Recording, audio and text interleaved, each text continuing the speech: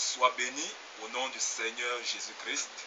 Pour moi, c'est un grand privilège d'être là ce soir et de parler au nom du Seigneur Jésus-Christ dans ta vie, car je sais que Dieu est puissant et il a encore démontré sa puissance avec ce grand homme qui est auprès de moi, le serviteur Simplice, qu'il a délivré les ténèbres pour le faire entrer dans sa grande lumière. Bienvenue, bien-aimé. C'est le serviteur Simplice. Tu as un témoignage pour le peuple de Dieu ce soir, pour témoigner des bienfaits de Dieu dans ta vie. Ce grand peuple qui est dans le monde entier aimerait écouter ce que tu as fait dans ta vie. Est-ce que tu peux nous dire ce que tu as fait dans ta vie?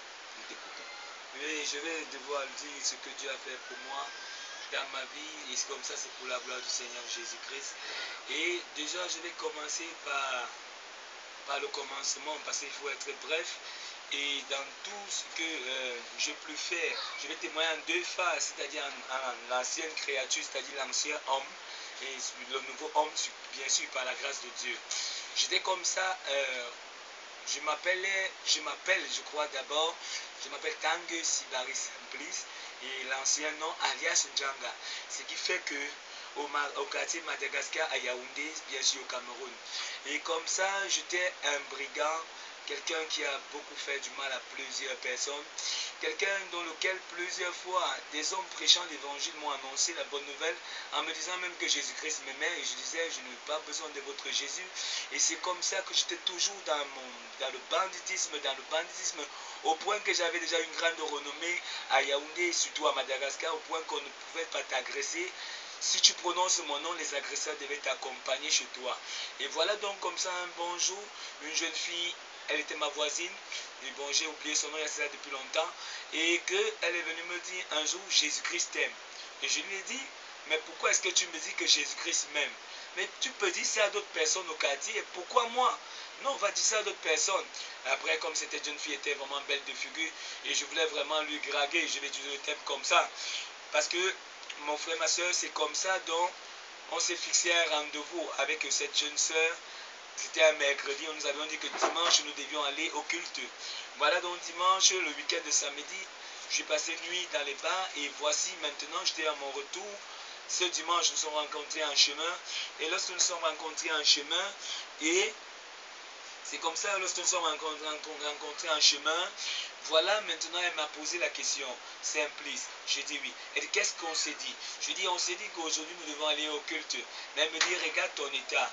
Tu es sous, tu es fatigué, tu as sommeil. Est-ce que tu sais que Dieu va te punir? Je me suis arrêté, j'ai posé la question à cette jeune soeur. Comment est-ce que Dieu va me punir? Elle m'a dit, tu iras en prison, et si tu ne connais pas Dieu et décider de le servir, tu ne sortirais jamais de prison. Et c'est comme ça, nous sommes comme ça en 2005.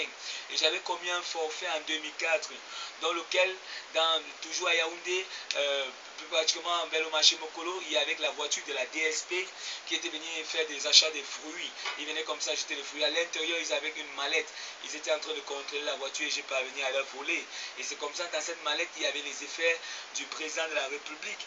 Lui, il y avait ses photos, il y avait les laissés-passer de la présidence, il y avait des bons de carburant, il y avait tout ceci, il y avait tout ceci.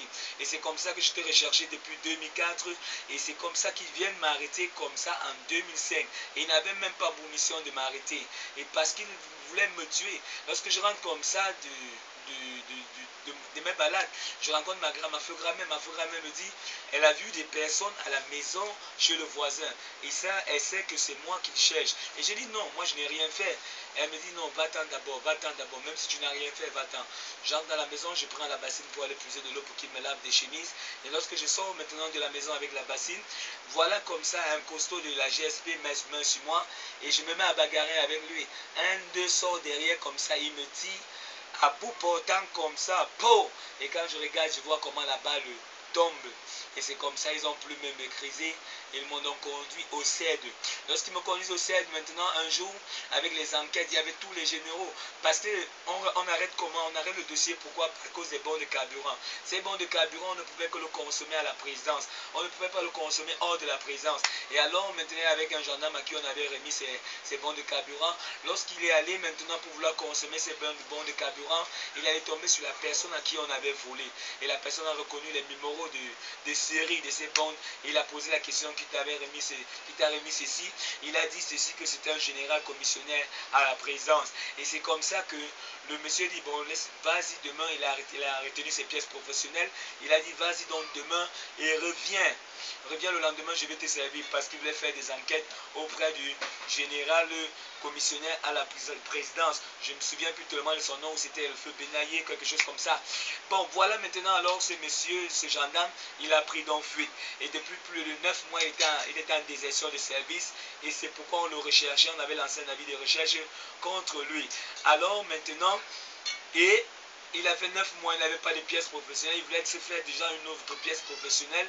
Il allait donc faire au service d'identification pour qu'il se fasse une nouvelle pièce. Et c'est là où on avait un avis de recherche contre lui, on l'a arrêté. Et il fallait maintenant revenir en arrière, arrêter. Et il y avait beaucoup de personnes. Si tu avais seulement entendu, on t'arrêtait. Si tu avais seulement vu, on t'arrêtait.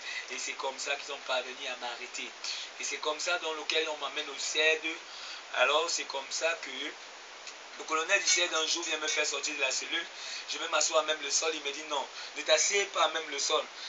Je me dis que mais pourquoi? Il dit que non. Vous là, il dit à ces antiques, vous me servez à quoi? Quittez là-bas, quittez là-bas. Voilà un monsieur qui m'a fait causer avec des gens que je ne rêvais jamais causer avec eux. Lui là, il est important pour moi. Ce monsieur m'a filmé tout genre de photos. Et il me disait ceci, je sais que tu mon fils. Il me dit mon fils, je dis oui. Il me dit, tu sais pourquoi est-ce que je te filme? Je lui dis non. Il dit, moi je sais que tu seras un grand bandit dans cette nation. Je te filme comme ça pour ne pas te perdre de vue. Je ne veux pas te perdre de grâce. Il m'a filmé tout genre de photos, petites, grandes et un grand portrait. Et c'est comme ça qu'il a affiché dans son bureau, disant qu'il sait que je serai un grand bandit dans cette nation. C'est comme ça qu'on me défait en prison. Lorsque je descends à la prison centrale de Koningui, alors la même voix de cette jeune fille qui m'avait dit au devant le portail que c'est la même voix qui résonnait dans mes oreilles. Que tu irais en prison, étant en prison, si tu ne connais pas Dieu et décider de le servir, tu ne sortiras jamais. Et c'est comme ça qu'on ouvre la porte de la prison. J'entre dans la prison centrale de Koningui en 2005. Alléluia. Amen. Bien aimé, oui. Tu vas au CED, c'est en quelle année que tu vas au CED? En 2005. 2005 que tu es au CED. Oui. 2005 que tu es au CED. Tu es maintenant à la prison de Koningui. Raconte-nous, dis-nous comment ça se passe là-bas.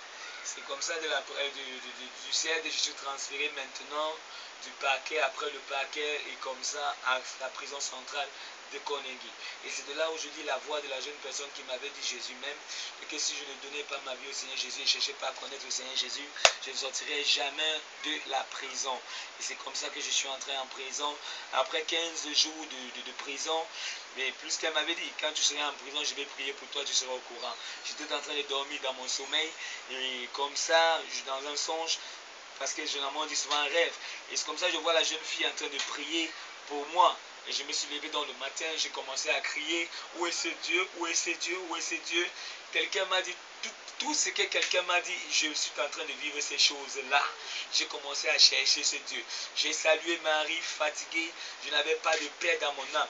J'avais soif comme quelqu'un qui a envie de boire de l'eau et qui a besoin de l'eau. Et c'est comme ça que j'allais d'ici, de là-bas, cherchant Dieu dans la prison centrale de Koningui. C'est là où un jour j'ai écouté quelqu'un qui prêchait l'évangile, et quand il a fini son évangile, il a dit qu'il veut donner sa vie au Seigneur Jésus. Mais j'ai dit, mais dis donc, celui-ci je n'ai jamais écouté, parce que je n'ai jamais écouté comment donner sa vie à Jésus. Et il a détaillé comment donner sa vie à Jésus et comment recevoir Jésus. Et par le moyen de la repentance et tout, j'ai accepté. Et j'ai donc dit, je vais donner ma vie au Seigneur Jésus. Il m'a dit donc, confesse donc tes péchés publiquement. C'est comme ça, à la prison centrale de Koningui, devant plusieurs personnes, je pouvais confesser que j'étais un voleur, j'ai volé, j'ai tué, j'ai assisté aux avortements, j'étais méchant, j'étais rancunier, et j'allais chez les féticheurs, les marabouts, et c'est comme ça, je désavouais tout ce que j'avais fait, même ce que j'avais fait, déjà même avec les femmes, des choses abominables, et j'étais en train de confesser cela publiquement. Et cet homme de Dieu, il s'appelle comme ça Ilanga Claver, lui, il a posé la question, qu'est-ce que tu veux que Dieu fasse pour toi? Parce que des prisonniers venaient en prison à cette époque-là, ils venaient confesser leurs péchés homme de Dieu, et l'homme de Dieu priait pour eux, oui. Et c'est comme ça qu'ils étaient libérés de prison. Et c'est comme ça la prison ne faisait que se libérer, parce que les hommes confessaient les péchés publiquement, et ils priaient, quel que soit le dossier grave ou graves, ou multiples dossiers, on te libérait dans les mois qui suivaient. Et cet homme de Dieu m'a donc posé la question, toi, qu'est-ce que tu veux que Dieu fasse pour toi? Et je lui ai donc dit ceci, je voulais connaître Dieu et décider de le servir. Il a dit, mais ça c'est quoi? Pourquoi tu ne veux pas aussi sortir des prisons? Je lui ai dit ceci, homme de Dieu, c'est que la jeune personne qui m'a dit, tu iras en prison, et dans lequel je suis en prison maintenant, m'a dit, je vais connaître Dieu et décider de le servir. Et c'est la raison pour laquelle je pouvais dire à l'homme de Dieu, mon désir c'est de connaître Dieu et décider de le servir. Et c'est comme ça qu'après, je passais de temps en temps dans la méditation de la parole. Cet homme de Dieu nous enseignait chaque jour dès 14h et tout. Et déjà, je ne connaissais même pas déjà d'abord lire premièrement. Et l'homme de Dieu disait toujours, lorsque tu veux lire, dis Saint-Esprit, apprends-moi à lire. Saint-Esprit, apprends-moi à lire. Chaque jour, c'est comme ça avec un Nouveau Testament. Je criais toujours, Saint-Esprit, apprends-moi à lire. Et c'est comme ça que je me suis retrouvé un jour en train de lire. Et voilà comment j'ai lu et j'ai commencé à lire la Bible pour la première fois. Et j'ai lu quelque part où on a dit le Saint-Esprit, c'est lui qui enseigne toutes choses. C'est lui qui est le meilleur enseignant. J'ai dit, comment donc je saurais que j'ai le Saint-Esprit? Comment je saurais? Et quand j'ai encore lu quelque part que mon corps est le temple du Saint-Esprit, je me suis posé toujours des questions.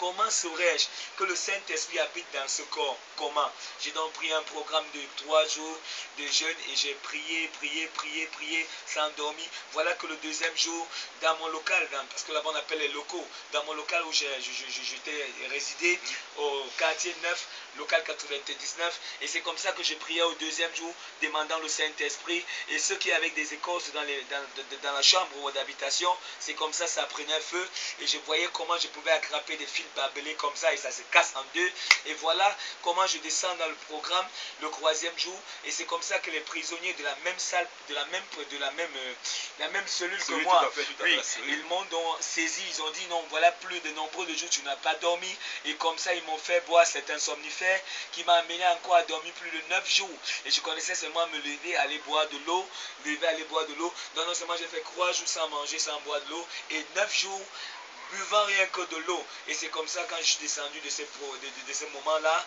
je pouvais regarder quelqu'un comme ça, lui dire toute sa vie. Et c'est comme ça, les prisonniers pouvaient faire de la violence sur moi et pouvaient me violenter. Et c'est comme ça qu'on m'a résidé dans un autre quartier qui est appelé Bianderi, ou encore quartier 10 de la prison centrale de Konengi. Et c'est comme ça que je cherchais Dieu. Je ne dormais pas. Je dis, Seigneur, je vais te connaître parce que je ne peux pas servir quelqu'un que je ne connais pas. Je vais te connaître. Pleurer chaque jour. Et au point que j'étais déjà même un malade, c'est-à-dire un fou. Et au point que on m'injectait ce qu'on appelle le robot pour pouvoir me neutraliser. Parce que j'étais violent, et violent de la parole surtout. Pas violent physiquement, mais violent dans la parole. Et il fallait qu'on m'injecte des robots pour me neutraliser. Et c'est comme ça que j'ai souffert pendant plus de 6 ans, 5 mois. Et voilà qu'on m'a condamné, lorsque j'avais 3 ans de prison, on m'a condamné à 15 ans de prison. 15 ans de prison avec un mandat d'arrêt. Il y a eu une erreur judiciaire dans laquelle il y a eu confusion. On a se dit que j'étais en fuite et on m'a condamné maintenant à 15 ans de prison avec un mandat d'arrêt à l'appui. Mais cependant, j'étais à Konengi, j'étais en prison oublié. J'étais même plus pire qu'un condamné à mort. Parce que les condamnés à mort à la présidence, on connaît les condamnés à mort. Mais moi, on n'avait fait aucun cas. Et voilà comment les ONG et les personnes qui s'occupent des dossiers, ils ont cherché mon dossier dans tout le paquet du tribunal du grand instance de Foudi. Ils n'ont pas trouvé mon dossier. Et voilà un jour comme ça, je suis en train de dormir et je ressens par un songe que je suis condamné par défaut. Et je me lève le matin là, un homme de l'ONG vient maintenant me rencontrer et je l'explique que monsieur, allez chercher mon dossier, là où on condamne les gens, on ne met pas à défaut. Et c'est comme ça ce monsieur allé au tribunal du grand instance de Foudi. Il est là-bas, il a trouvé ce dossier. Il est venu me dire, mon frère, tu es condamné à 15 ans de prison. Et c'est comme ça, il y avait des personnes qui étaient là parce que c'était vers le quartier féminin. Et ils étaient en train de pleurer. Ils pleuraient pour moi, mais moi j'étais en train de rire. Pourquoi est-ce que je riais? Quelqu'un pouvait dire que c'est les douleurs qui me faisaient rire. Non, moi je connaissais ce que je venais faire en prison. Je n'allais pas en prison parce que j'avais affaire à la présidence, ou bien parce que j'avais affaire à quelqu'un à la DSP. Non.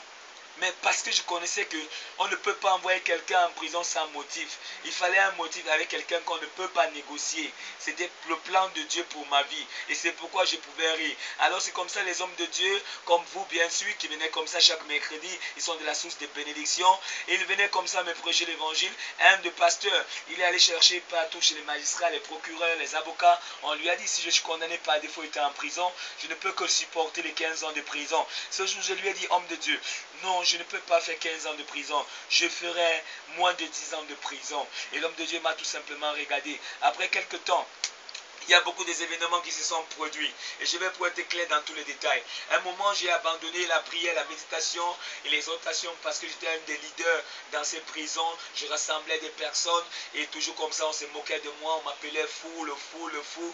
Ton Dieu là ne peut pas te sortir de prison et tout et tout. Au point qu'à un moment, je suis arrivé à un moment de découragement. Je me suis découragé, j'ai commencé à chercher l'argent parce que j'avais eu un contact d'un avocat. L'avocat m'a dit pour chercher le dossier, il faut 55 000, mais l'engagement du dossier c'est 400 000 francs. Et je me suis détourné du Seigneur en ce moment en prison. J'ai commencé donc à chercher l'argent parce que là-bas les téléphones sont interdits, mais quand même, en prison il n'y a pas de loi sans exception. Toujours par les hommes de loi, ils amenaient toujours des téléphones en prison et c'est comme ça qu'on pouvait communiquer avec des gens à l'extérieur. Et je pouvais demander des aides et pouvoir communiquer des personnes au point que j'avais déjà 34 000 francs. Et j'ai appelé une de mes mamans pour qu'elle vienne compléter cet argent. Le même jour, c'était un mardi, le même jour où ma maman devait lui compléter cet argent pour que j'appelle l'avocat dans la soirée pour qu'il vienne le matin, mercredi. Ce même jour, il y a eu fouille en prison. Et le chef de local disait, ceux qui ont l'argent, qui sortent avec leur argent, ils ne laissent pas leur argent là. J'ai dit non, mon argent est dans un lieu sûr. Parce que c'était au fond comme ça, en haut, caché dans les papins.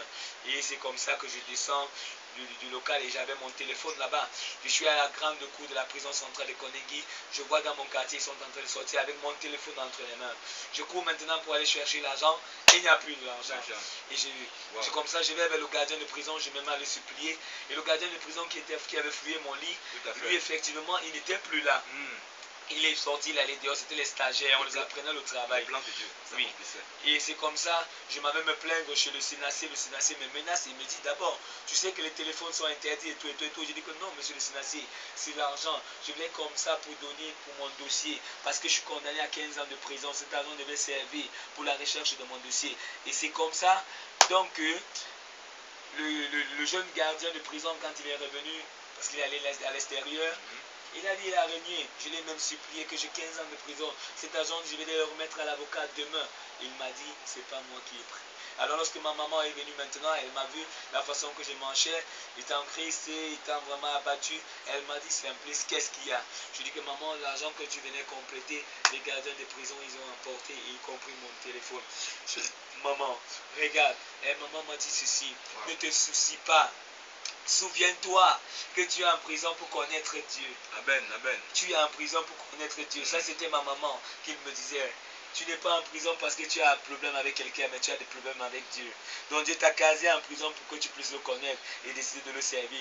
Elle m'a donné cet argent. C'était l'argent plus de 20 000 francs qu'elle venait compléter pour que ça fasse 50 pour 7 000. Elle m'a dit, mange cet argent, reviens à Dieu et tu verras d'ici quelques temps. Elle avait dit même, crois-moi. Dieu va ouvrir une porte dans cette prison et tu vas sortir sans que personne n'ait mis la main dans ce dossier. Parce qu'il s'agit de Dieu. Il ne s'agit pas des hommes. Tu n'as pas fait aux hommes. Et c'est comme ça, j'ai écouté le conseil de ma maman, je suis revenu au Seigneur dans la méditation, dans la prière, dans le jeûne et dans tout, dans l'évangélisation. Je sensibilisais d'autres prisonniers et je prenais soin d'eux avec les petits moyens que le Seigneur pouvait mettre entre mes mains. Et je m'investissais vraiment de tout mon temps et de tout mon argent et de toute ma nourriture pour le bien-être, au point que tellement j'étais déjà aussi aimé par certains d'autres prisonniers. Voilà comme ça. Après les 3 mois sont arrivés, un songe comme ça, j'ai fait un songe où une porte, je vois une porte qui s'ouvre et je vois que c'est une porte de la prison et j'appelle maintenant les bien-aimés et je commence à les annoncer en disant prions beaucoup parce que j'ai vu une porte en songe que je pourrais sortir de prison. Là où les magistrats avaient déjà dit que non, c'est fini, ils ne peuvent pas sortir. Tout le monde avait déjà dit, ma famille dans la folie m'avait déjà rejeté, tout le monde avait déjà dit non, pour moi c'est fini. Mais le Seigneur Jésus n'avait pas encore dit un mot. Alléluia. Et c'est pourquoi je témoigne comme ça toujours pour sa gloire. Alors voici ce qui s'est passé, bien-aimé, toi qui m'écoutes quelque part. Voici après quelque temps, crois-moi, étant dans le quartier le plus pauvre, le plus démuni de la prison, des malades mentaux, de ceux qui n'ont rien, ceux qui sont maigres comme des Éthiopiens. Je ne sais pas si encore en Éthiopie il y a des maigres, mais là-bas il y a des aspos, des maigres, vrais maigres, maigrichons, au point que tu peux compter les os. Mais j'étais là-bas parce qu'on m'appelait fou, parce que j'étais un malade mental. Malade mental parce que j'ai dit je cherche Dieu. Et les hommes ne me comprenaient plus. Et voilà maintenant les hommes de Dieu de la source bénédiction qui venaient comme ça nous prêcher l'évangile dans le quartier 10 Blanderie. Et j'avais quelques sous sur moi, après de 3 000 francs autant pour moi. Et lorsque l'homme de Dieu a fini de prêcher, je suis allé vers l'homme de Dieu, j'ai dit homme de Dieu, voici l'offrande que je donne à Dieu, demain je monte au paquet. L'homme de Dieu a seulement dit que Dieu te bénisse. Et c'est le même homme de Dieu à qui on avait dit que je ne pourrais jamais sortir de prison, que je dois seulement supporter. Il a seulement déclaré que Dieu te bénisse. Le lendemain, bien-aimé, quand on m'appelait pour le paquet, je n'en revenais pas. Je ne croyais pas que l'acte que je posais hier était en train de crier, amener en existence ce qui n'existait pas. Parce que ça faisait 5 ans, 18 jours qu'on ne m'avait jamais pu appeler en prison. On ne m'avait plus jamais appelé. Et c'est la première fois qu'on m'a appelé par le canal de la BA Corpus. Ils m'ont appelé, ils m'ont posé la question qu'est-ce qui se passe. Et je leur ai expliqué que voici déjà plus de 5 ans, 19 jours dans lequel je n'ai jamais comparé devant la barre pour qu'on me dise que je suis condamné à tel nombre d'années. Et c'est comme ça qu'ils ont commencé à faire des recherches. Ils ont trouvé qu'effectivement, j'étais condamné à 15 ans de prison par défaut. Donc c'était une erreur judiciaire. Et c'est comme ça que ils ont recommencé à le... Ça c'est un témoignage. Si bien. Oui. Et c'est comme ça qu'ils ont recommencé maintenant le jugement. Ils ont recommencé le jugement et tout. Voilà ce que Dieu a fait. Un bien-aimé vient me voir un jour, il me dit Simplice, comme tu as fait à la présidence, toi-même tu dis qu'on va te donner combien des années? Je lui dis mon bien-aimé, on va me donner 3 ans de prison. Et c'est comme ça après, bien la durée, la lenteur judiciaire, ça a encore pris près de 16 mois. Et c'est comme ça. Donc, le jour où on devait juger mon dossier, le juge, je crois c'était François Aoudou, le magistrat François Aoudou, autant pour moi, et il m'a extrait de la prison centrale de Konegi tout seul. Il a dit c'est un dossier très très spécial. Je ne le juge pas avec tout le reste, je vais juger ce problème de la présidence. Pas d'embouteillage. Et c'est comme ça que j'ai été escorté, plus qu'un ministre, plus qu'un grand détourneur. Et c'est comme ça que j'arrive devant le tribunal des grandes instances de Foudi ce jour, avec peut-être, je crois, c'était Croise, escorte. Et c'est comme ça que le juge me pose des questions, au point que lorsqu'il m'a donné la parole, je lui ai dit, monsieur le juge, je ne suis pas en prison parce que j'ai volé la présidence, ou parce que j'ai volé la DSP, ou parce que le chef de l'État réclamait ses photos. Non, mais je suis en prison parce que il fallait que j'ai un problème avec quelqu'un qu'on ne peut pas négocier, parce que ma famille négociait de temps en temps quand j'étais un brigand. On ne pouvait pas m'arrêter, même s'il fallait 1 million, on devait payer. Et comme ça, même les amis, ils pouvaient payer pour que je sorte de prison. Même les magistrats devant ce dossier, ma tante allait négocier, mais les magistrats fuyaient. C'est que non, une affaire avec Etoudi, nous on ne peut pas mettre la main là-bas. Et c'était un problème de détournement, de vol aggravé et de détournement des deniers publics.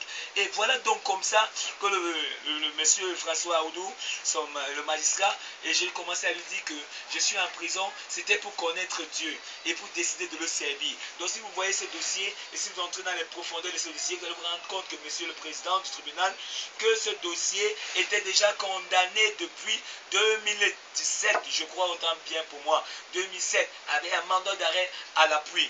Mais cependant, j'étais en prison. Voilà le président du tribunal qui passe la parole au procureur. Il pose la question au procureur. Monsieur le procureur, vous avez quoi à dire? Le procureur lève les mains et dit non, s'il s'agit de Dieu, je ne peux rien dire dans cette histoire.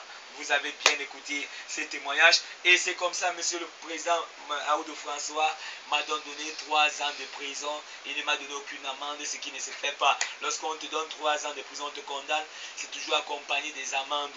Et voilà ce que le Seigneur Jésus-Christ a fait pour moi. Et c'est comme ça que je suis sorti de prison depuis 2011. Et je continue à prêcher l'évangile, aller dans les prisons, au point que d'autres prisonniers, lorsqu'ils me voyaient, ils étaient révoltés. Ils disaient que non, je vais faire comme Simplice, je vais faire comme Simplice. Grave à Longeau, dans le boulevard du 20 mai, au défilé comme ça. Pas comme ça. Dieu a voulu que la CIA TV ou Canal 2 puisse me filmer. Quand ils ont encore vu comme ça et que je suis allé encore leur rendre visite, ils ont dit que merde, tu es devenu grand, tu es devenu ceci, tu es devenu ceci. Je les ai dit ceci, tout ceci a commencé ici en prison. Vous m'avez vu pleurer, vous m'avez vu chercher, vous m'avez vu marcher même nu. Oui, ils m'ont vu. Et même comme ça aussi dehors, cette épreuve de folie, ça a duré près de 7 ans. Et même les gens de mon quartier, ça a fait près de 2 ans de prison, 2 années de folie. C'est-à-dire 2012-2013. Ils m'ont vu fou ici à Madagascar. Ils m'ont vu fou marchant nu. Ils m'ont vu comme ça. Mais aujourd'hui, ils m'ont vu fou, mais le Seigneur Jésus m'a guéri. Ils m'ont vu fou, on m'a rejeté dans plusieurs, même dans les leaders qui ont pris soin de moi m'ont rejeté. Mais aujourd'hui, je suis devenu leur chouchou.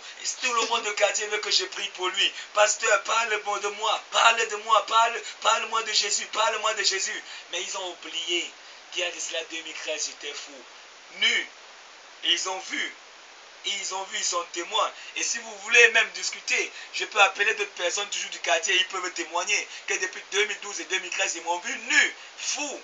Et c'est comme ça, jusqu'à aujourd'hui, quand je prêche l'évangile, je donne ce témoignage que voilà quelqu'un qui a souffert 7 ans de folie, cherchant Dieu pendant 7 ans. Et c'est là où la parole qui me fortifie en ce jour. J'avais une parole que je m'accrochais dessus toujours. Cette parole, c'est dans Romains 8, à partir du verset 28, que toutes choses concourent au bien de ceux-là qui aiment Dieu. Ma soeur, mon frère, si tu sais Dieu et que tu es souffrant, ne te décourage pas. Moi, j'ai souffert avec le Seigneur pendant 7 ans. Fou, rejeté, abandonné. Aujourd'hui, les hommes veulent que je prie pour eux. Aujourd'hui, les hommes voient la gloire de Dieu. Ils voient la gloire de Dieu. Parce qu'à un niveau, si tu n'es pas méprisé, Dieu veut t'amener lui-même à t'humilier. Parce que s'il t'humilie lui-même, c'est parce qu'il veut t'élever. Donc ma soeur, accepte les humiliations du Seigneur Jésus. Accepte, parce que la véritable évangile, c'est la souffrance du Seigneur Jésus. Lui-même, il a souffert à la croix. Les douleurs, c'était la souffrance. Les péchés, c'était la souffrance. Tout, c'était la souffrance. C'est pourquoi il a dit dans Pierre, soyez armés de la pensée de souffrir pour Christ. Ma soeur, si tu veux réussir avec le Seigneur Jésus, si tu veux la bénédiction véritable du Seigneur Jésus, sois armé de la pensée de souffrir. Ne livre pas ton âme au mensonge pour avoir 1000 francs, pour avoir 10 000. Non. Si tu es enfant de Dieu, demeure dans la vérité. Le temps de Dieu est le meilleur. Le temps de Dieu est le temps favorable de Dieu. Aujourd'hui, voilà les hommes maintenant qui m'apprécient. Même ceux qui m'ont appelé fou viennent déjà me consulter que mes frères, sœurs, lorsqu'ils veulent me donner toute la gloire, me vouloir me lever, je dis que frère, souviens-toi que j'étais fou. Est-ce que non, frère, je dis que dis-toi la vérité, tu as vu. Aujourd'hui, voilà que le Seigneur Jésus-Christ se glorifie. Et ma maison reconnaît déjà la grâce de Dieu. Et ceci, c'est venu comme ça d'où? Parce que quelqu'un m'a dit un jour, Jésus-Christ t'aime. Et j'ai dit, fiche-moi le camp. Ma soeur, mon frère, il ne faudrait pas que ton cas soit comme pour moi. Parce qu'il a fallu que je sois à 15 ans de prison. Il a fallu que je sois fou pendant 7 ans de prison. Pendant 7 ans, il a fallu que je sois emprisonné pendant 6 ans, 5 mois. Ce qui veut dire toujours 7 ans. Il a fallu que je sois torturé parce que j'étais un têtu, un enfant têtu. Vous pouvez vous renseigner à Madagascar, toujours à ce nom de Djanga. On va vous dire, j'étais méchant au point que je pouvais dire que je vais te couper, je vais te blesser en décembre, je te blesse en décembre. Je pouvais te faire un vœu que je vais te faire telle chose et je te le fais le même jour. Voilà maintenant que le Seigneur Jésus-Christ m'a transformé comme de l'or brut et maintenant de l'or pur dans lequel tout le monde veut maintenant de l'eau qui coule de ce source dans lequel le Seigneur Jésus-Christ a purifié, a sanctifié et dans lequel ma soeur, mon frère, s'il faut seulement donner une parole d'exhortation seulement pour l'homme nouveau que je suis maintenant. Parce que c'était la phase de l'homme ancien. Je vais te donner cette parole dans le livre de Jérémie au verset Jérémie 5. Homme de Dieu, est-ce qu'on peut lire Jérémie 5 à partir du verset 1er. L'homme de Dieu va pouvoir lire pour nous Parce que voici ce qu'un homme a subi des injustices. J'ai subi des injustices. Et ce même dossier, s'il vous plaît, était dans le dossier au tribunal militaire, en même temps civil. Je sors de prison maintenant au tribunal civil. Et c'est comme ça, chaque jour dans mes songes, dans mes rêves, je peux que me voir en prison. Mais je me pose la question, il y a quoi, Seigneur, tu veux que j'aille en prison? Lorsque je comprends comme ça, je me lève, homme de Dieu, pour aller en prison, pour rendre visite aux prisonniers. Je m'en rends compte, il y a un gardien de prison dans lequel je lui prêchais l'évangile constamment. Il avait vraiment du respect pour moi. Il m'a rencontré en chemin, il m'a dit, Pasto, est-ce que tu es encore Pasto? Je lui dis oui, je suis toujours Pasto. Il me dit, dans cette semaine-ci qui passe, j'ai écouté ton nom au paquet, au tribunal militaire. Il m'a donné le conseil qu'il faudrait que tu ailles là-bas. Parce que si tu ne vas pas là-bas et qu'on te condamne, tu vas d'abord aller en prison.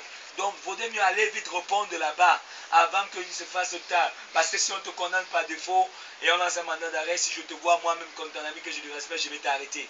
Et donc j'ai compris comme ça. Le lendemain, je suis allé au tribunal militaire. Et c'est comme ça, j'ai donné tout. Le greffier pensait que un dossier après de plus de 10 ans, il disait là que c'était à condamner. Au point qu'il voulait magouiller. Il disait que tu es venu toi-même en prison. Voilà, tu es venu toi-même en prison. Mais lorsqu'il était dépassé, il est sorti l'ordinateur. L'ordinateur a sonné le nom et voit que le dossier passait le mois qui suivait.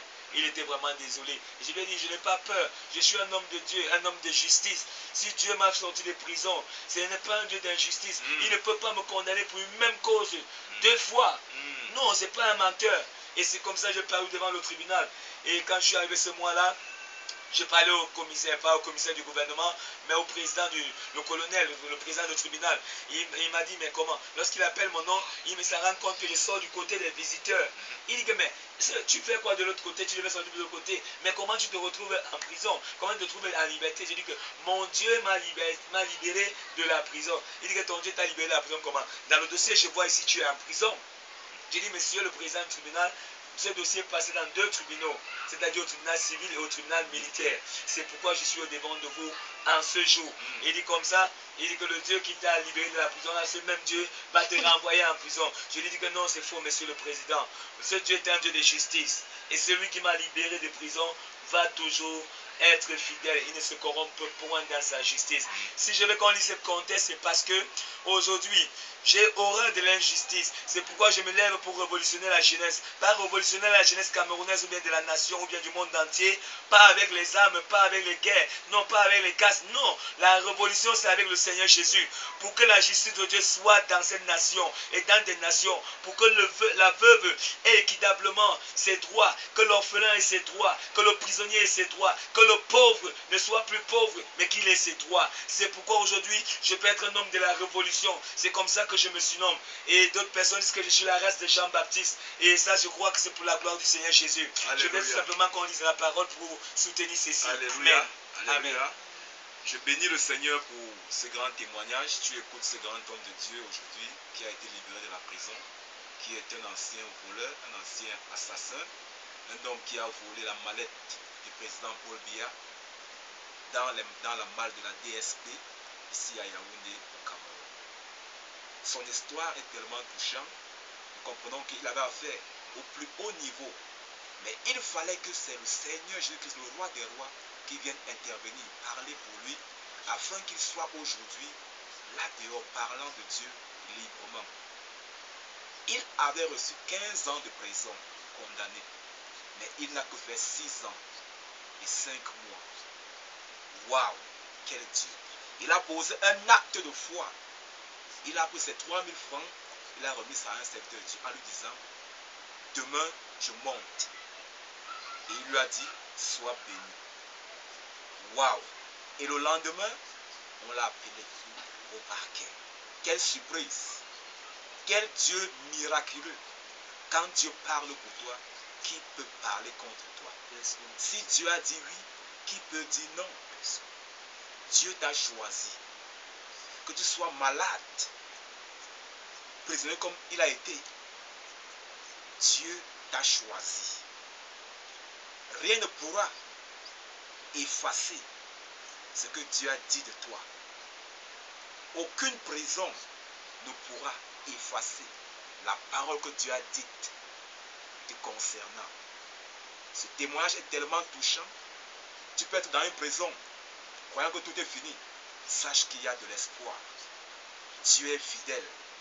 Tu peux être malade depuis 15 ans, 30 ans. Sache qu'il y a de l'espoir. Le Seigneur Jésus-Christ dit, il est le même, hier, aujourd'hui et éternellement. Tu croupis sous la pauvreté, la malédiction, il y a de l'espoir. Le Seigneur Jésus-Christ est venu afin de nous libérer de l'emprise des démons, de nous réconcilier avec Dieu. Il aimerait aujourd'hui, par sa grâce, t'amener à comprendre son plan dans ta vie. Tu es sûrement dans un problème à cause de toi-même, mais Dieu t'aime là-bas. Et ce soir, il vient pour te sortir là-bas.